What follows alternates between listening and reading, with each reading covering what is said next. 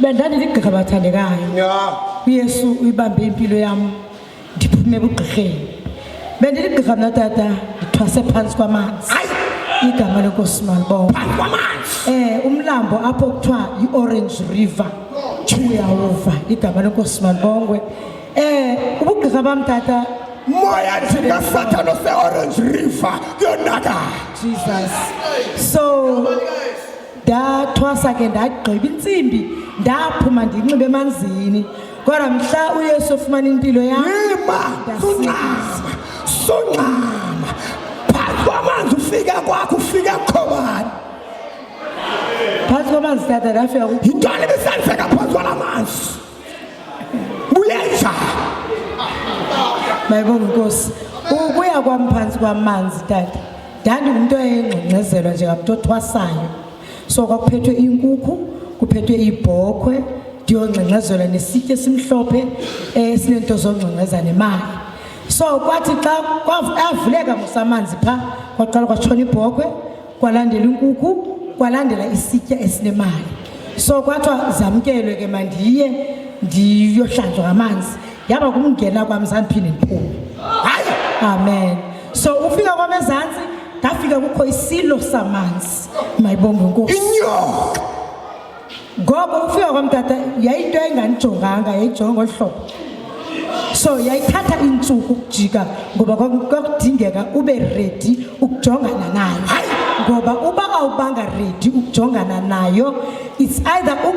ubike iyaqala yakujonga yakulayita ngamehlo wayo it's either ubike waqhwanyaza tata ukujika kwakho ubuyisa amehlo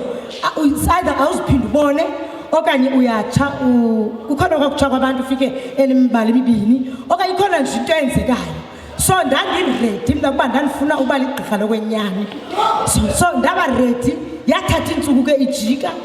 qho elekusisa ndifumanisa uba namhlanje ijikile okanye ndive kukho imali mosipagcwele imali phantsi so okanye ndive kuhlokoma imali sendiqonda uba iyajika yathi mhla ijikayo kwaphuma umuntu emanzini wathi iba ready any minute umhlekazi uza kujonga so nyani wathi ukujika kwakhe sithi wafika ndimjongile wandijonga ndamjonga wandijonga ndamjonga wandijonga ndamjonga mayibonge inkosi so kwanqame kwajonga yena phansi igama lenkosi malibonge yaba ke ukwamkela kwam intwaso ngoba ukwamkela kwakho intwaso iyakutekezela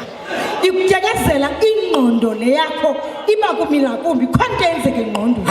kangangoba ndathatha iminyaka emithathu ndidilivarishwa into endincedileyo yaba kungena kwi-worship team nokukhonza ntsuku zonke nokuhlala ezwini nokuzila mayibonge inkosi ndandina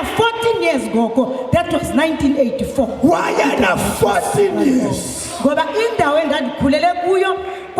kwakungakholelwa uba umuntu angathi sesemdala athathe ubugqirha kwakudingeka uthi ubuyintombi ube intombi nto inkosi mayibonge so ndaya ngolo hlobo ke emanzini le nyoka yayinyoka le manditata ayigqibeki ngoba into enzekayo phaa laa nto inxiba iidress bazalwane zinto zangaphantsi kwamanzi esikwasatha i-fibers zinto zangaphantsi kwamanzi iifibers zezaphantsi kwamanzi tata so ayigqibeki awugqibi ukuyibona nca khulula la fiber khulula zo dress igama lenkosi malibonge so into enzekayo ke tata yayingagqibeki ncam yayingagqibeki andifumxoka nomntu avele emanzini ngumntu engenamgqiba ngenxa yefiber amagqirha xa ephuma phaa uphuma unefiber ekuvale lonke igqirha liba nefiber okanye liba nedress inkosi mayibonge sonke ndaphuma phansi kwamanzi sanokuthi siyathatha siyayazi le nto mayigwele yasitshileyo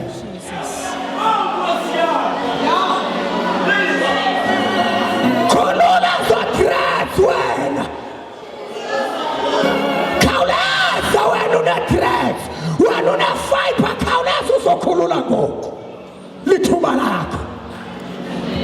nanzi ezinye seziwapha sazizwa wangaphambili nawe iza otherwise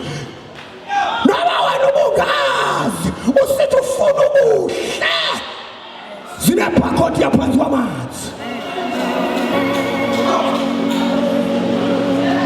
Yesakufikelela mnumama